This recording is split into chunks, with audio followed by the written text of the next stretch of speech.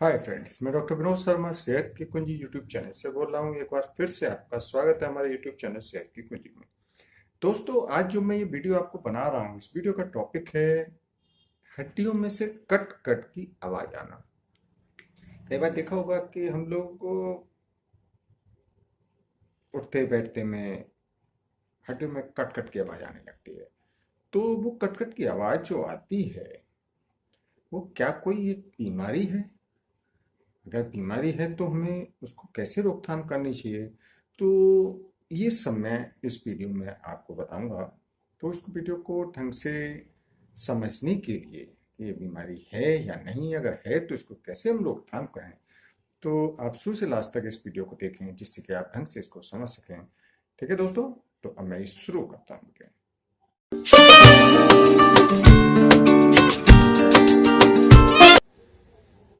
तो दोस्तों, हम लोगों ने देखा होगा और अक्सर काफी लोगों से सुना भी होगा कि हम जब उठते हैं तो हमारे घुटनों में से कट कट की आवाज आती है, या हम जब कौनी मोड़ते हैं तो कट कट की आवाज आती है।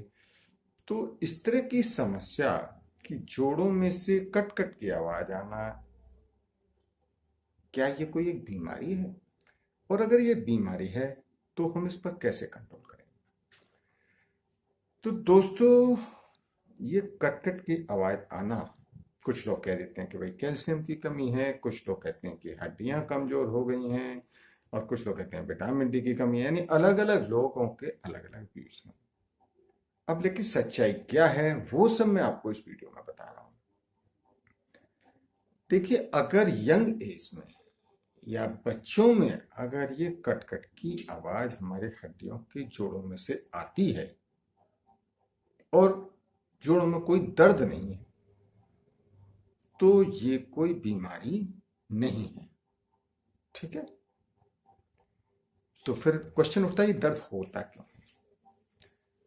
एक्चुअल में हमारे, ये एक वायु की वजह से होता है, एयर की वजह से।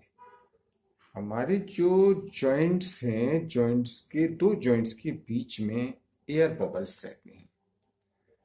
तो एयर बबल्स वो बनते हैं और फूटते हैं, उसकी वजह से ये आवाज आती है। हम्म?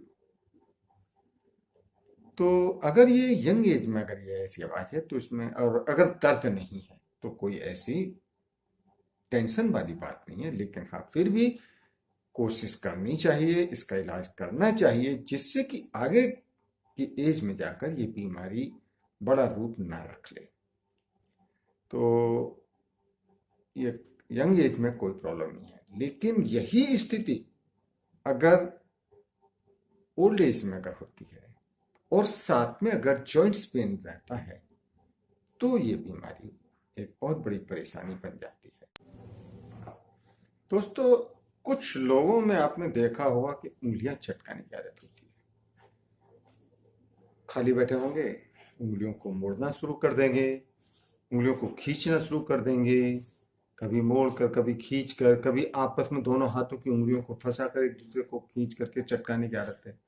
तो ये आदत सही नहीं है, क्योंकि इससे हड्डियों, मैं आपको चलिए बाद में बताऊंगा इसमें।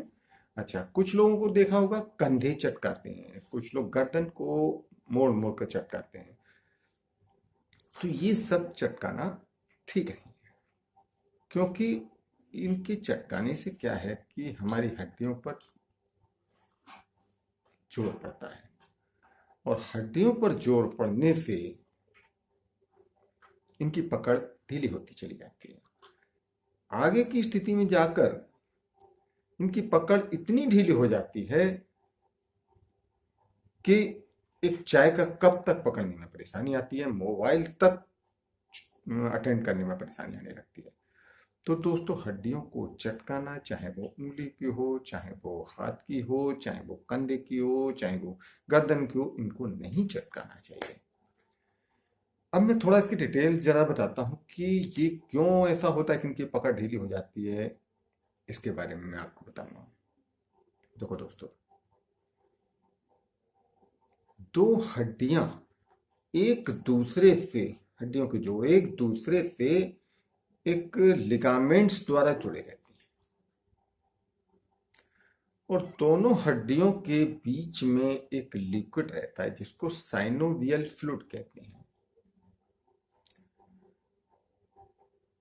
तो अगर हम जब हड्डियों को खींच रहे हैं तो क्या होगा, हमारे लिगामेंट्स पर खिंचाव पड़ेगा, और लिगामेंट्स पर खिंचाव पड़ने पर क्या होता है कि जो हमारे दोनों हड्डियों के बीच में जो लिक्विड रहता है जो कि हड्डियों को घिसने से बचाता है, तो वो लिक्विड कम होने लगता है। और लिक्विड जब कम हो जाएगा तो क्या होगा, हड्डियों के दोनों किनारों पर, यानी जैसे सपोज ये दो हड्डियां हैं, इधर की हड्डी के किनारे पर भी और इधर वाली हड्डी के किनारे पर भी, दोनों पर एक टिश्यूज की लेयर होती है। ठीक है, उस टिश्यूज की लेयर जो है वो घिसने लगती है। अब टिश्यूज की लेयर जब घिसेगी तो क्या होगा, हमारा जो लिक्विड है वो कम होने लगेगा और इस पर प्रेशर पड़ेगा और जॉइंट्स पेन होने लगेगा। और जो जब लिक्विड घिस जाएगा तो बीच में एयर रहती है, एयर बबल्स रहते हैं, एयर बबल्स आवाज करेंगे कट कट की, वो फूटते हैं। तो इसलिए दोस्तों ये जो लिगामेंट्स को तनाव पड़ता है और ये पकड़ ढीली होती चली जाती है, तो हमको जो है ये हड्डियों को चटकाने की आदत खत्म कर देनी चाहिए। तो दोस्तों ये दोनों हड्डियों के बीच में जो मैंने आपको बताया कि ये टिश्यूज होता है दोनों किनारों, एक इस हड्डी किनारे पर भी, इस हड्डी के भी किनारे पर, और बीच में ये लिक्विड रहता है दोनों हड्डियों के बीच में जिसको साइनोवियल फ्लूइड कहते हैं। अब जब ये टिश्यूज, जिसको हम कार्टिलेज भी बोलते हैं, टिश्यूज घिस जाएंगे तो ये टिश्यूज घिसने के बाद ये हड्डियों में दर्द होने लगेगा। टिश्यूज घिसने के बाद हड्डियों पर जोर पड़ता है, तो ये कार्टिलेज घिस जाने के बाद जब ये जोर पड़ेगा तो हमको गठिया की बीमारी या अर्थराइटिस कहते हैं वो हो जाता है और हमारी जोड़ों में दर्द होने लगता है। इसके अलावा ये जो अब आप कटकट की जो आवाज आती है, ये कटकट की आवाज क्या होती है कि ये दोनों के बीच में जो लिक्विड है, लिक्विड में एयर बबल्स जो रहते हैं उनके फूटने की, हमारी हड्डियां चलती हैं तो या मुड़ती हैं तो बबल्स फूटते हैं, उसकी वजह से जो है ये कटकट की आवाज आने लगती है। तो दोस्तों ये कटकट की आवाज के बारे में मैंने बताया कि क्यों आती है। अब अगर किसी के कटकट की आवाज आ रही है तो और गठिया बन गया है तो उसको हम मैं कुछ ऐसे उपाय बता रहा हूँ जो होम रेमेडीज हैं, जो आराम से आप घर बैठे कंट्रोल कर सकते हैं।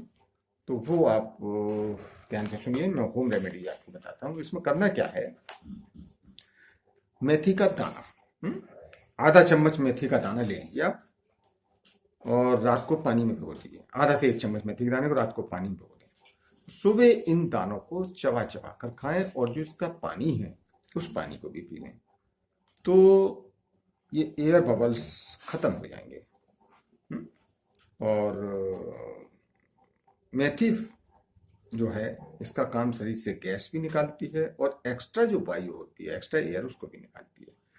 अगर मेथी के साथ अखरोट भी भिगो दें और दोनों को मिलाकर के सुबह को खाएं, अखरोट और मेथी को, तो बहुत ही अच्छा है। ये अर्थराइटिस में, एयर बबल्स की बीमारी में इसमें बहुत अच्छा काम करती है। अच्छा, इसके अलावा दूध में हल्दी मिलाकर लेना ही बहुत बढ़िया है। दूध ले लें गिलास, उसमें आधा चम्मच करीब हल्दी मिला लें और उसको उबाल करके, अच्छे से उबाल करके और पी लें, बहुत बढ़िया उपाय है। एक और एक अचूक उपाय है, बहुत बढ़िया उपाय, गुड़ और भुना हुआ चना ले लें। गुड़ के साथ भुने हुए चने खाएं, चने में नमक ना मिलाएं बस। तो आप देखिए हड्डी की कमजोरी और कटकट की आवाज में बहुत जल्दी आराम मिलेगा। ये बहुत अचूक उपाय है गुड़ का और भुने हुए चने का।